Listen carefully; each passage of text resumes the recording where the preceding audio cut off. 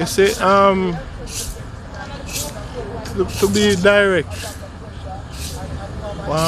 when one grows their locks, you know, it's significant in saying who you are, you know. So the system down here in the West and even in Africa, they know that if they cut the locks at the Rastaman, they actually kill him.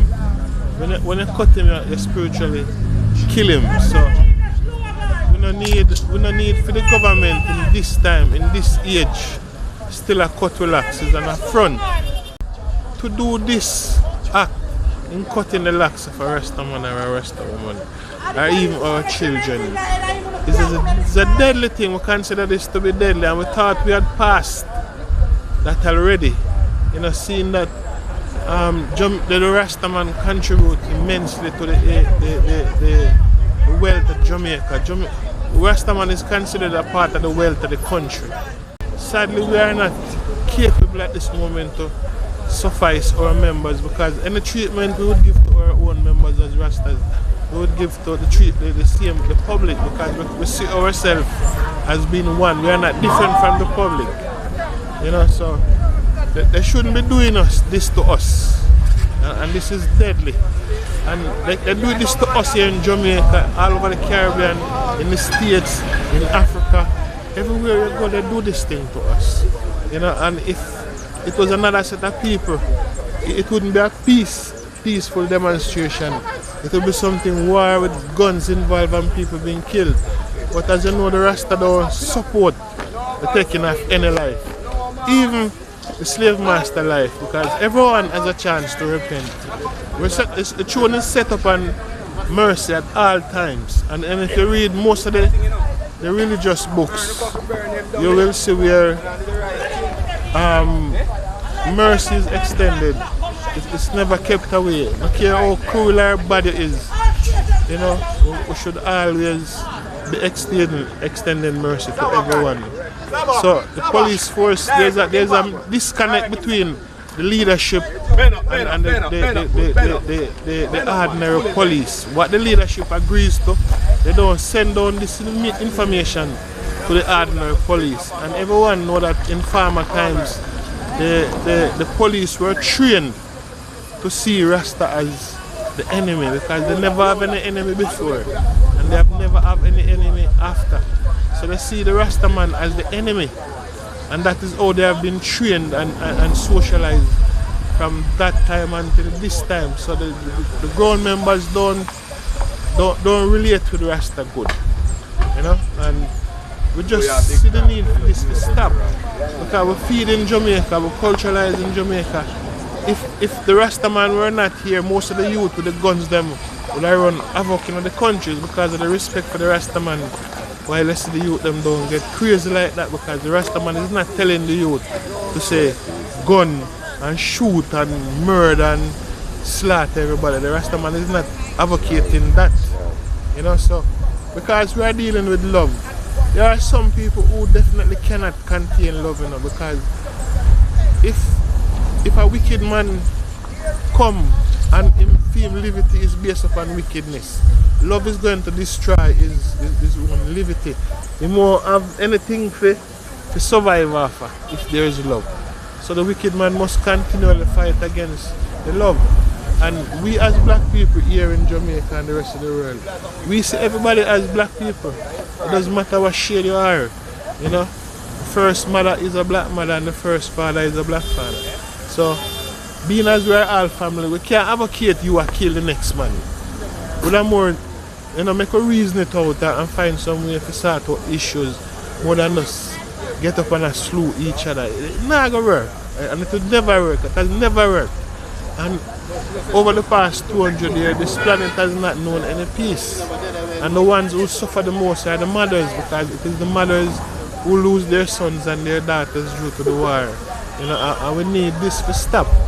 And if it means that them are going to kill us some more, so be it, you know.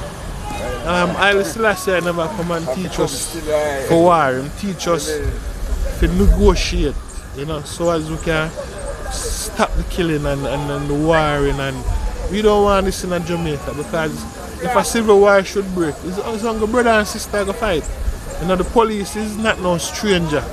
The police are our brother them and our sister same. And and the police is not the enemy. We know the police is not the enemy. The police just take a job to feed them family. You know, so even with God there is negotiation. You know, so we shouldn't just get up and want to kill people like that. So we don't see it good at this time, at this age now. You know, the police are treat Rasta the same old brutish way there. And if them do these things and get away with it, then they will start see Rasta anywhere and shoot him like them used to do. I remember one Prime Minister, Bustamante, get up and declare say all Rasta for dead. And you can't just sit down and allow them to do this to us. They do it to our children, and they're gonna do it to my grandchildren. And I'm not sure my grandson is gonna take it that easily. My grandson may very well take up a gun and forget the teaching of his grandfather and shoot some people and end up killing one family them. Because you know, so we can't do that. We need to come to the table and find a way to go through. Because if Russia and America can find a way to go through, if China and America can find a way to go through, why we can't find a way to go through? Not because we now highlight the Queen. The Queen bowed to Haile Selassie, you know? So we have to find a way. We have to find a way to live together. And there are not much avenues for us to express ourselves than the ones that we're using, you know. So it's basically to dig deeper within ourselves and bring forward the culture more. You know, so we have to teach more love, spread more love, carry forward more culture. And get up and demonstrating does not make us any wealthier. This takes a lot of time. A lot of ones who should be out doing some productive work. I'm a herbalist, and I should be either preparing herbs or administering to the people who are sick.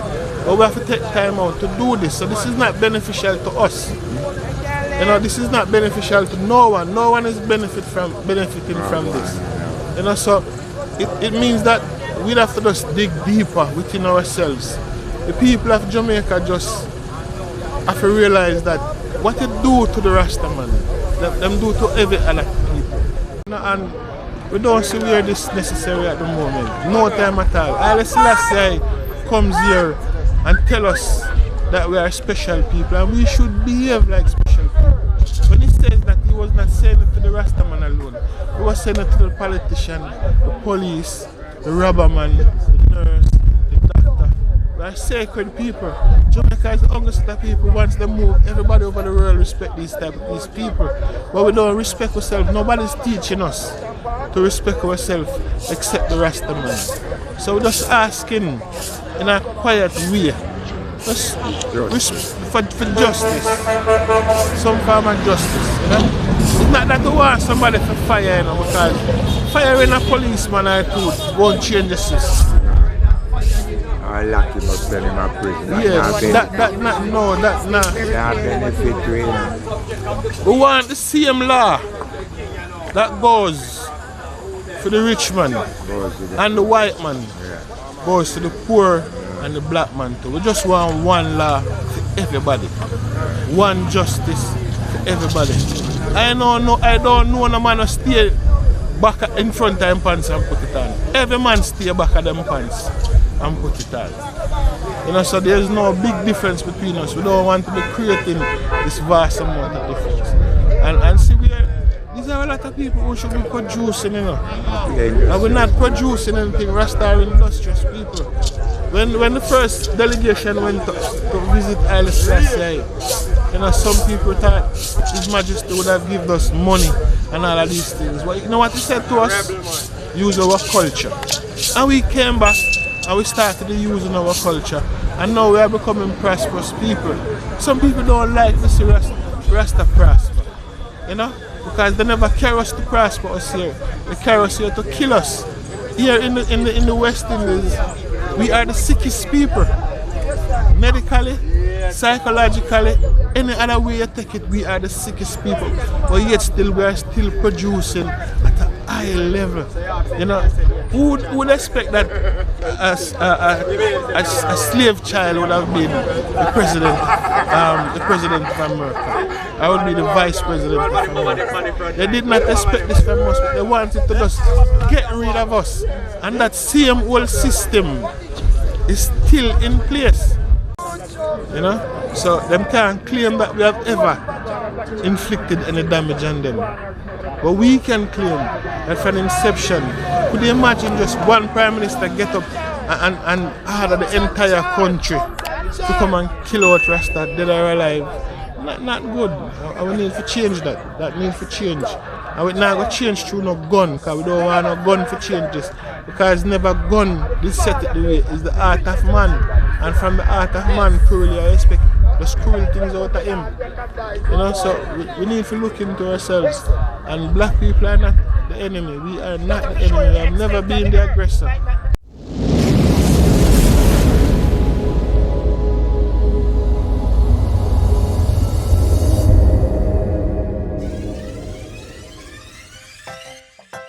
Thank you for checking us out on Good News Jamaica TV for content that informs, inspires, and transforms. Please like, share, leave a comment, subscribe, and hit the notification bell for more positive Jamaica content. Walk good,